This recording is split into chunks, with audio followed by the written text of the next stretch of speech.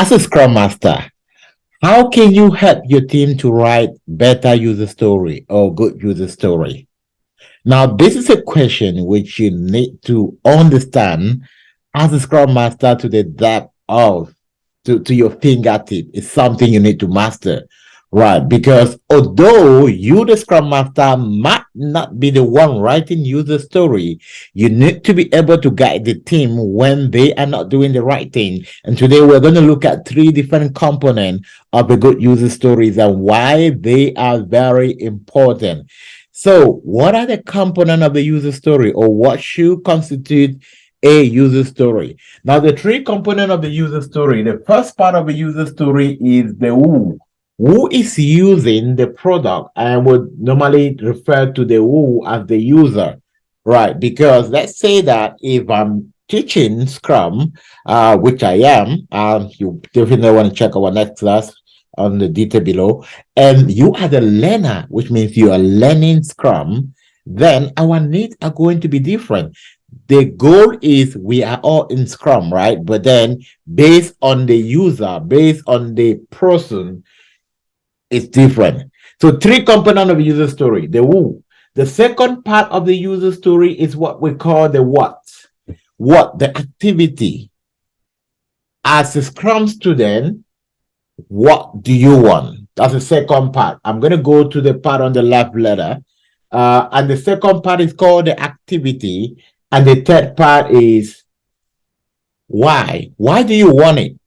So if you're an interviewer, you ask, what are the different components of a user story, or how do you write an effective user story? Three things. Ensure that it contains the who, the what, and the why. Right.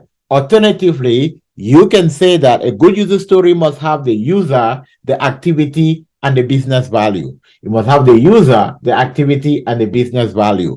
Or you can say that a user story must have the who, the what, and the why. So let's look to the right now and see an example of a good user story.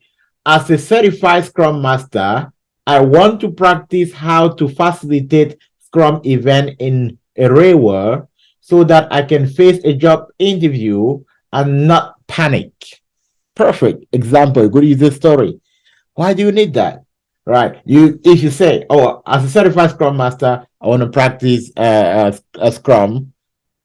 I want to practice Scrum without giving the value, then it doesn't make so much sense. Now, when you write a good user story, or what also make a good user story, there is an evaluation that can help you to talk more in detail if this actually contain all the different parts or not. There's an evaluation that can help you to evaluate if it's a good user story or not. What is this evaluation? How do you evaluate if a story is good or not? We use a criteria called the inverse criteria.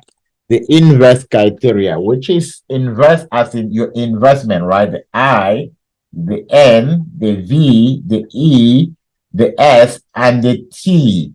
So what is the inverse criteria all about? Now we need to make sure that the I part of it is independent.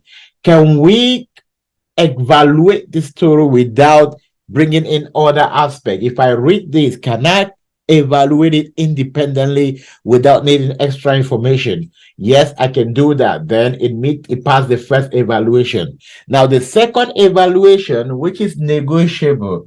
Can we negotiate on this story? Can we negotiate on what you want to learn? Can we negotiate on what you want to practice? Can we negotiate on the style for you to practice?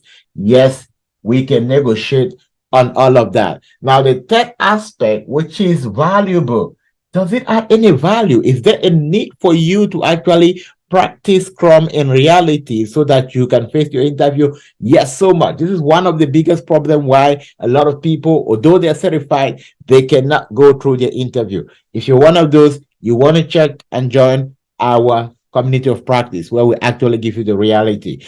It's more like you are doing internship. And by the time you face your interview, you face it with so much confidence. That is what creates result, right? So valuable. Now, can we estimate the time? Can we estimate the story? Yes, we can estimate and we can tell you how much time you can use to practice all of this. In average, within 30 to 45 days, you have completed at least, a sprint is 2 weeks, at least 2 sprints and going to the third sprint, that help you to understand the report, that help you to understand how to read the chart, that gives you enough time to ask all the questions so we can evaluate and see the time which you need. We can estimate the time which you need. All right.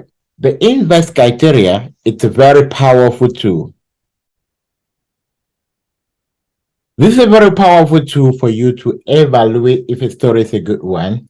As it said, S stands for we should be able to size the story. We can estimate. Is it a small story, big story? If we're using the Fibonacci sequence, then we can think about, okay, is it a 2-pointer, 3-4-pointer?